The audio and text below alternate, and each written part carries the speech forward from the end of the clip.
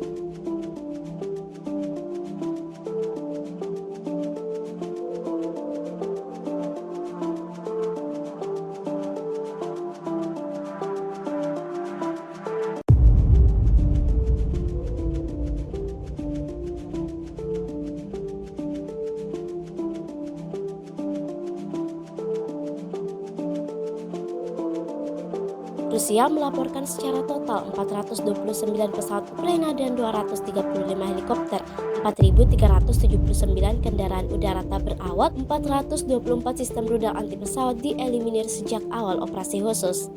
Sementara dari kubu Kiev, Kementerian Pertahanan Ukraina merilis 410 tentara Rusia dieliminir dalam sehari terakhir. Total 207.440 prajurit Federasi Rusia meninggal sejak awal konflik hingga hari ke-461.